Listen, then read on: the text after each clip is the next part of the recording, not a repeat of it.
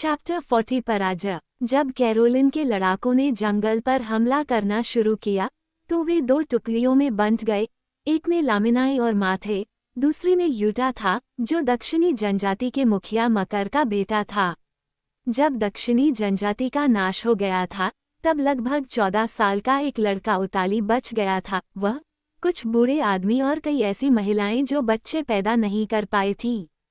वो उत्तरी जनजाति के साथ बड़ा हुआ था, उनमें से एक बन गया था, उनके युद्धों में लड़ा था और उनके पानी में मछली पकड़ी थी और उसे भुला दिया गया था और माफ कर दिया गया था। वह जानता था कि मकर को उतामाटू के अनुयायियों ने मार डाला था और पाम ट्री बीच पर मारा गया था। यह उसके लिए जरा भी मायने नहीं रखता था, उसे कोई शिकायत नहीं थी। उता ने हमेशा उसके साथ अच्छा व्यवहार किया था और उसके पिता, जैसा कि उसे याद था, एक क्रूर व्यक्ति थे। चिल्लाने के लिए एक मुंह, लात मारने के लिए एक पैर और वार करने के लिए एक हाथ। वो अन्य लोगों के साथ साहपूर्वक चल पड़ा था, उसे केवल अपने काम की चिंता थी। लमिनाई के बाद वह सबसे अच्छा और सबसे शक्तिशाली व्यक्ति था, इसलिए उसे द्वितीय डिवीजन की कमान सौंपी गई थी और वह इसका नेतृत्व करते हुए लैगून की बाईं भुजा के किनारे पेड़ों के बीच से निकल गया, जबकि लमिनाई के लोग पश्चिम की ओर बढ़ रहे थे। अब उताली के मन में अपने पिता के लिए कोई प्रेम नहीं था, लेकिन उसके मन में अभी भी उनका डर था, जो एक बहुत अधिक स्थायी संपत्ति है यदि एक माता पिता अपने बच्चों को देता है। और जब तक पाम ट्री के जंगल ने उसे घेर नहीं लिया, तब तक उताली को याद नहीं आया कि मकर एक भूत था और उसे यहाँ, इस द्वीप पर, उस प्रमुख द्वारा भूत बना दिया गया था, जिसकी वह, उताली, अब सेवा कर रहा था। एक अच्छी जटिलता, उताली ने सोचा, मान लो मेरे पिता अपने आदमियों के साथ प्राचीन काल की तरह हथियारबंद और हत्या के लिए तरसते हुए प्रकट हो जाएं। उसके मन ने चित्र बनाया और उसे एक तरफ रख दिया। वह आगे बढ़ गया, जमीन पर पड़ी लताओं को रौंदता हुआ और शाखाओं को कंधे से एक तरफ हटाता हुआ। अचानक वह भाग गया। केटफा ने जो विशाल लहर सुनी थी उसकी गड़गड़ाहट पेड़ों के बीच से आ रही थी, उसके बाद सीगल की बड़बड़ाहट भरी आवाज आ रही थी। वो खड़ा होकर सुन रहा था। वह समुद्र की हर आवाज और हर आवाज का मतलब जानता था। किसी तरह का तूफान आने वाला था और उसका पहला ख्याल डोंगियों का था। तभी उसने लमिनाई की बकबक सुनी और शिकार की आवाज भी सुनी जो पहाड़ी की चोटी पर पहुंच गई थी, और वह मुड़ा, अपने आदमियों को साथ लेकर चढ़ाई करने लगा। लमिनाई ने स्पष्ट रूप से समुद्र से आ रही चेतावनी पर ध्यान नहीं दिया था। ये तय किया गया था कि अगर कोई मायावी दुश्मन किसी से भी युद्ध करे तो दोनों डिवीजनों को एक साथ आना चाहिए। प्रत्येक डिवीजन खुद को सर्वशक्तिमान और किसी भी आकस्मिकता का सामना करने के लिए तैयार मानता था, और यह सही भी था, क्योंकि भालों में अंगारा नामक जहर मिला हुआ था, जो एक प्रकार का ओप है, जो घातक और तुरंत असर करने वाला होता है। इसलिए उताली ने अपने कदम अनावश्यक रूप से जल्दी नहीं बढ़ाए, अपने आदमियों को जो कुछ भी करना हो उसके लिए तैयार रखा और आश्चर्यों के लिए आंख और कान लगाकर सावधानी से आगे बढ़ा। चिल्लाना अचानक बंद हो गया, जैसे किसी बंद दरवाजे के कारण बंद हो गया हो, और उताली, हरे धुंधलके में अपना हाथ ऊपर उठाए, रुक गया। उसने जो चीखें सुनी थीं, वे युद्ध की नहीं, बल्कि पीछा करने की आवाजें थीं। वे अचानक क्यों बंद हो गईं? वह सुनता रहा और इंतजार करता रहा, कोई आवाज नहीं। वह चुपचाप खड़ा होकर सुनता रहा, उसका दिमाग बेतुके अंदाजों से भरा हुआ था, जबकि ऊपर लेमिनाई, हाथ में भाला लिए, डिक के सामने खड़ा था, भाले की नोक से उसकी छाती को छू रहा था और वार करने के लिए अपनी बांह पीछे की ओर फेंक रहा था।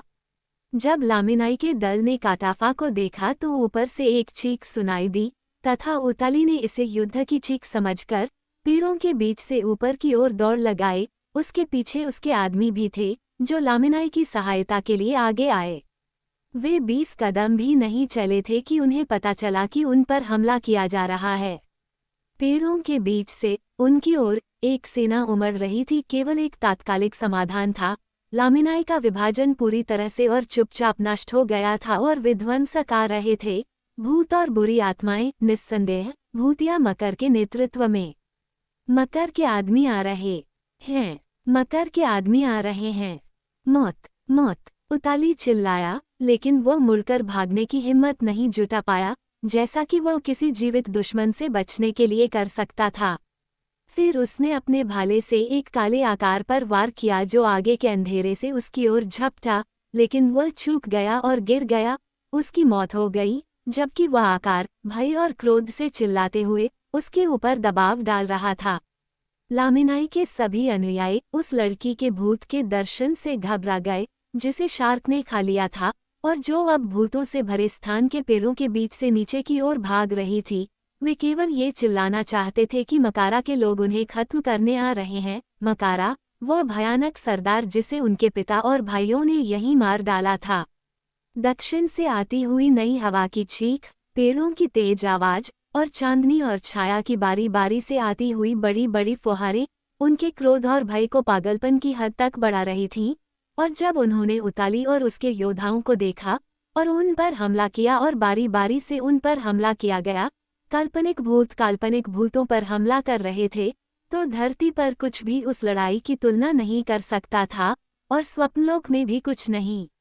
अकेले 20 आदमी उस मनोवैज्ञानिक युद्ध से बच निकले। लामिनाई के 20 आदमी भाले, खंजर विहीन, झाड़ियों से फटे हुए, खौंफते हुए और डोंगियों की ओर भागते हुए, जबकि पेड़ उनके ऊपर से गर्जना कर रहे थे और उन्हें शोर मचाते हुए समुद्र तट पर फेंक रहे थे, जहां 3 डोंगियां अपने लंगर से खींचकर टूटी हुई और बर्बाद पड़ी थीं। एक डोंगी अकेली रह गई थी जो अपनी रस्सी को खींच रही थी। उसमें बैठा व्यक्ति अपनी बाहें हिला रहा था और चिल्ला रहा था, चीख रहा था, क्योंकि उसने बचे हुए लोगों को पानी में जाते देखा था। करका करका करका, शार्क शार्क शार्क। लेगून तूफान द्वारा खींची गई शार्क से भरा हुआ था, लेकिन बचे हुए लोगों ने न तो एंकर वॉच की चीखें सुनी और न ही उन्होंने ध्यान दिया। शार्क से भी बदतर चीजें उनके पीछे थीं। मकर और उसके भूतिया अनुयायी उनके पीछे थे। वे उछलते पानी के पार निकल गए। चांदनी उन हिलते हुए सिरों पर स्थिर थी जो एक एक करके गायब हो गए और केवल 10 ही बचे, जो शार्क की संख्या और लालच के कारण बच गए। सौदेबाजी काउंटर पर खड़ी महिलाओं की तरह भीड़ में शामिल ये क्रूर लोग एक दूसरे के रास्ते में आकर खुद को नाकाम कर रहे थे और बचे हुए 10 लोग नाव पर चढ़ गए। कुछ बाहरी जाली के ऊपर से, कुछ किनारे से, लंगर की रस्सी से मुक्त हुए, चप्पू पकड़े और ब्रेक की ओर बढ़ गए। जैसे ही उन्होंने रस्सी काटकर चप्पू पानी में मारे, उन्हें अपनी गलती का एहसास हो गया। ज्वार ने उन्हें जकड़ लिया था। लेगून की दोनों भुजाओं से उठती हुई पूरी धारा ने उन्हें अपनी गिरफ्त में ले लिया था और उन्हें उस दरार तक ले गया था जिसके आगे उबलते पानी ने एक भयानक क्रॉस सी बना दिया था। भारी नाव में कम लोग थे। वे नाव को चलाने और चिल्लाने के अलावा कुछ नहीं कर सकते थे। वे चादर के झाग पर टोबोगन की तरह बहते हुए, पिछला हिस्सा उठाते हुए, धनुष उठाते हुए, दरारों से होते हुए उफनते समुद्र में चले गए जिसने उन्हें उलट दिया। एक लहर ने डोंगी को ले जाकर मूंगे पर पटक दिया, जिससे उसका बाहरी किनारा नष्ट हो गया, और झाग से भरी एक बड़ी लहर ने उसके अवशेषों को ले जाकर उसे ऊंची और सूखी चट्टान पर फेंक दिया। पिछला हिस्सा एक दरार में फंस गया और आगे का हिस्सा हवा में था। ये समुद्र की कल्पना का अंतिम स्पर्श था, जो कि भाग्य की बहन थी। इस प्रकार एक ही झटके में कैरोलिन की नौसेना और उसके सभी लड़ाके अपनी ही कल्पनाओं के कारण नष्ट हो गए तथा उस महिला का बच्चा भी नष्ट हो गया जिसे उन्होंने बहुत वर्ष पहले मार डाला था।